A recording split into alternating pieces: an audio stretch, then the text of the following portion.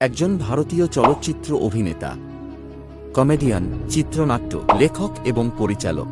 কিন্তু আপনারা কি জানেন এই বিখ্যাত অভিনেত্রী কাদের খানের জন্ম এবং মৃত্যু কবে ও কিভাবে হয়, এবং তার লাইফের কিছু জানা অজানা কথা। তার লাইফের সমস্ত কিছু জানতে হলে ভিডিওটি স্কিপ না করে দেখবেন, সমস্ত কিছু জানতে পারবেন।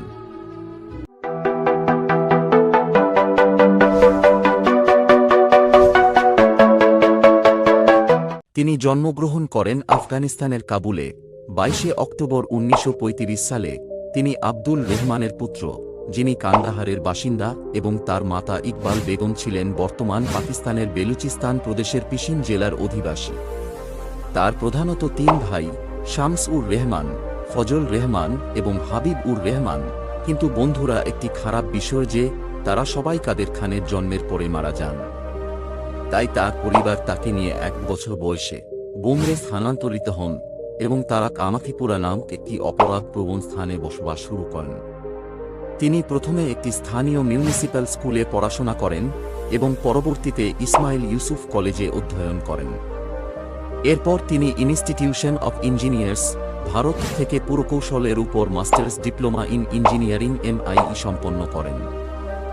1970 থেকে 1975 এর মাঝামাঝি সময়ে তিনি বাইচুল্লায় অবস্থিত MAH সাবু সিদ্দিক কলেজ অব ইঞ্জিনিয়ারিংয়ে পুরকৌশল এর শিক্ষক হিসেবে দায়িত্ব পালন করেন।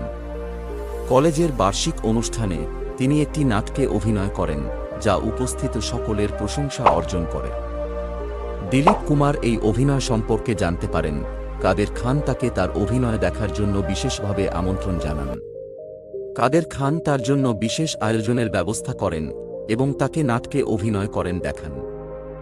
কুমার তার অভিনয়ে সন্তুষ্ট হয় এবং তার সাথে পরবর্তী 2টি সিনেমায় কাজ করার জন্য তার সাথে চুক্তিবদ্ধ হয়।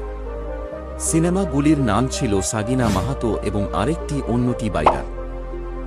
জানা যায় কাদের খান মুম্বাইয়ে বাস করতেন। তার পরিবার, যারা কানাডা এবং হোল্যান্ডে বাস করে, তার ছেলে সারফরাজ খান এবং শাহনওয়াজ খান এবং তার তৃতীয় ছেলে কানাডায় বাস করে। বন্ধুরা, তার ছেলে সরফরাজ খান ও বহু সিনেমায় অভিনয় করেছেন। এটা জানা যায় যে কাদের খানও কানাডার নাগরিক। কাদের খান 1970 সাল থেকে 21শ শতাব্দী পর্যন্ত প্রায় 850টিরও বেশি হিন্দি এবং উর্দু সিনেমায় অভিনয় করেছেন এবং তিনি 250টিরও বেশি ভারতীয় সিনেমার স্ক্রিপ্ট লিখেছেন। বন্ধুরা, জানা যায় 1974 সালে রোটি সিনেমার স্ক্রিপ্ট লেখার জন্য 1,21,000 রুপি পরিশোধ করেন।